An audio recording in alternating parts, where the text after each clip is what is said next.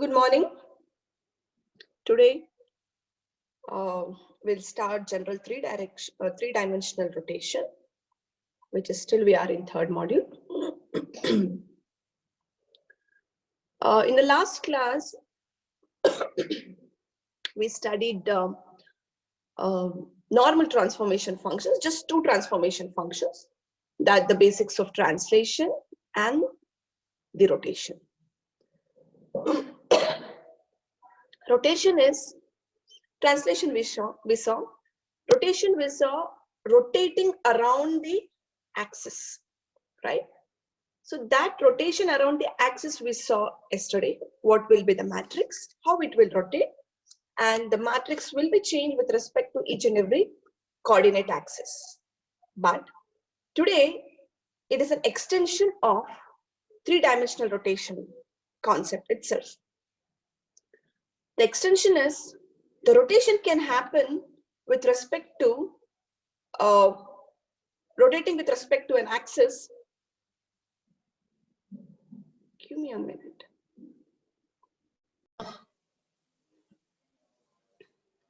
Fine.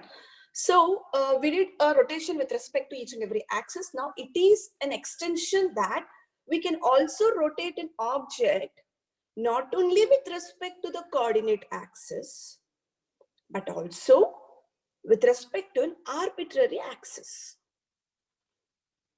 Wherever, however we want, I can rotate.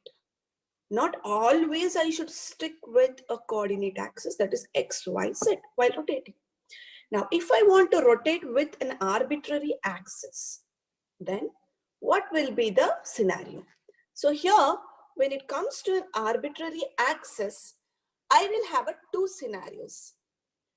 The scenario one I'm discussing here that you are able to see now, that is rotation around an axis parallel to any one of the coordinate axis. Fine, parallel to an x-axis, or it can be parallel to the y-axis, or it can be parallel to the z-axis.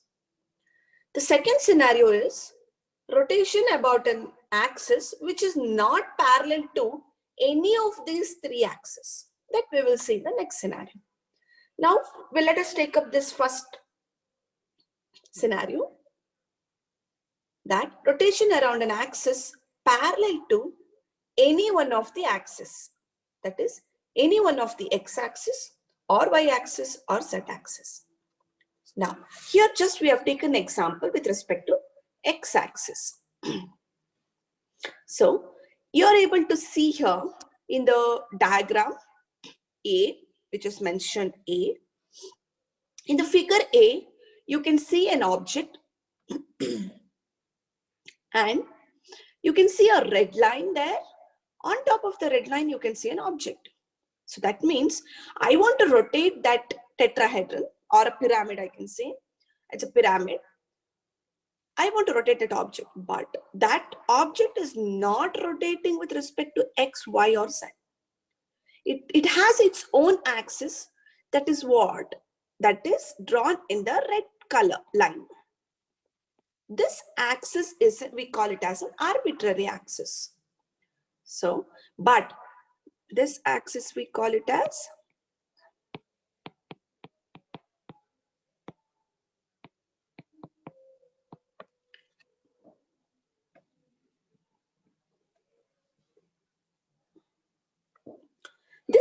I call it as an arbitrary axis. Arbitrary axis I have. Now this object is supposed to rotate around this arbitrary axis. For the object rotation, the reference is this arbitrary axis. How do we rotate it?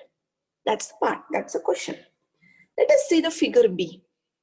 When you see the figure B, because as we only has a default rotation matrix with respect to X, Y, and Z,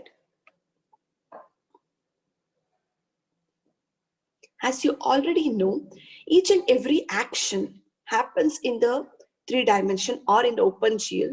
It is with respect to a matrix. The matrix form is already there with respect to X, Y, and Z. but I don't have any matrix with respect to the arbitrary axis. If I don't have a matrix, then I can't rotate the object. Fine. Now, should I need to generate a new matrix here for that arbitrary axis? Not required. Because as this arbitrary axis is parallel to the x-axis, fine, parallel to the x-axis, our problem will be solved in a simple way. That means you can see here in a section B, sorry, in a figure B, I have translated this rotation axis. That is nothing but our arbitrary axis. Rotation axis is nothing but our arbitrary axis. I have translated this arbitrary axis or the rotation axis onto the x-axis. Now the axis is actually sitting on this x-axis, which the arbitrary axis, or I call it as a rotation axis.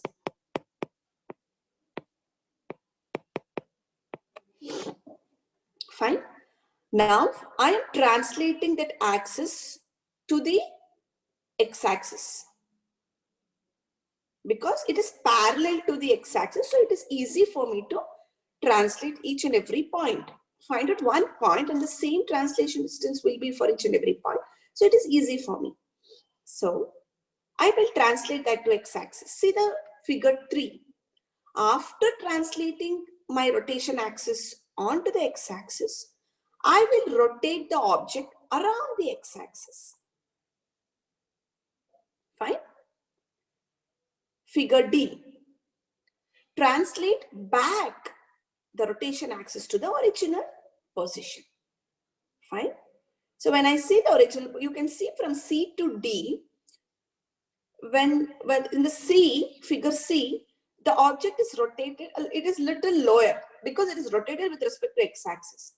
In D, figure D, the rotation axis now pulled up. It's moved up because I've replaced that rotation axis to the original position, right?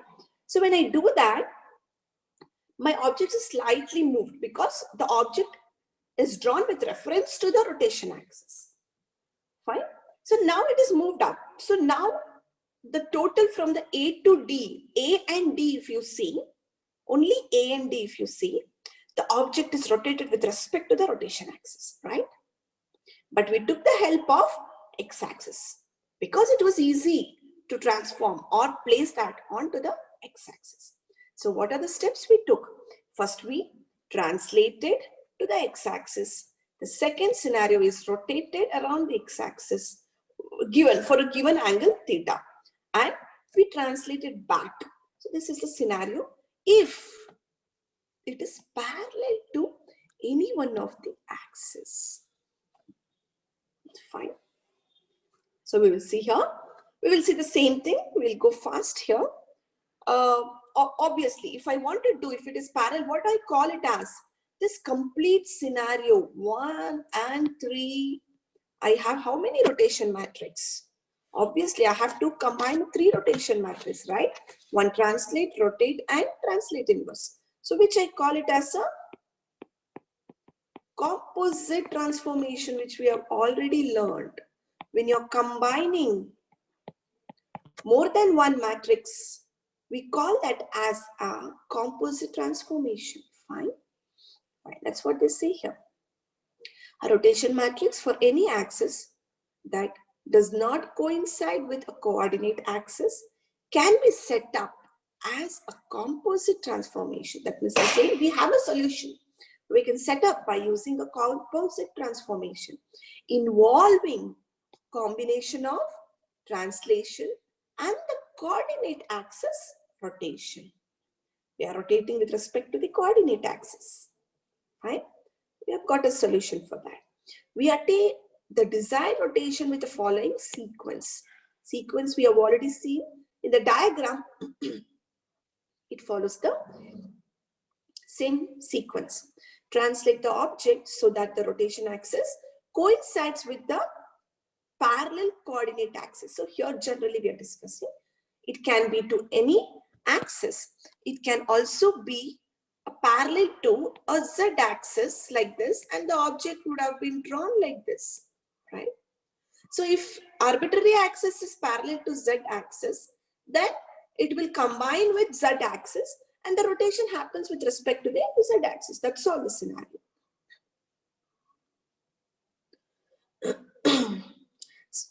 That's the first step.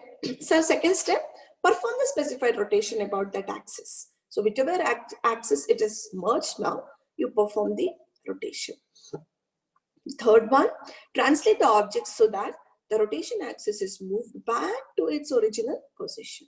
So the translation is moved back to the original, which is translation with respect to the rotation axis, or we call it as a arbitrary axis. So many times in the question paper, they use this, in the exams, they use this terminology also for the rotation axis.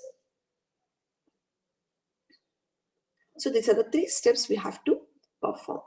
Now, can you tell me what are the steps that can be performed? How do we perform the steps? Do you remember the composite transformation that we have already discussed? Composite transformation, whenever you have more than one functions, transformation functions involved, you will combine them, right? When you're combining, hope you remember, the first operation the first function, we place it in the rightmost. And the last operation, we place it in the leftmost. So the matrix will go in this form, right to left, right? Right associativity. So it is from right to left. So what is my first? Do you remember? I hope you remember the diagram. Yeah, the step itself is here. The first step, second step, and the third step. So what is the first step? Translate the object. So what is your first step? Translating the object. Rotate the object. So now here in this example, we are rotating with respect to the x-axis by an angle theta. Multiplied by, what is the third one? Translate back to the original position. That's nothing but I will name it as a translate inverse, right? So here they've asked for the coordinate position P. What will be the sequence? This will be multiplied with P, which I will get a new point P dash, right? So it is going like this, my functions,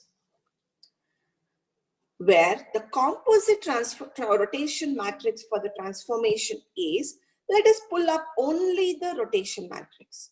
So what will be my rotation matrix? R of theta will be my total, because the example here, whatever we have taken from A to D, what's our A to D? A to D. A to D. From A to D, what is our major thing? Just to rotate. I just want to rotate the object. But which are the functions have been involved? So take up only the rotation matrix. So that will be a translate inverse into rotation with respect to x-axis. In our example, you can take up any example in your exam. They'll not, if they specify particularly that you have to choose your x-axis rotation, then go up with the x-axis. Otherwise, if they've not specified, you can choose any axis to show the example. You should show the example and you have to write all these 3 points and then the P dash new point sequence and the rotation matrix function. This much should be written. Hope you have understood this.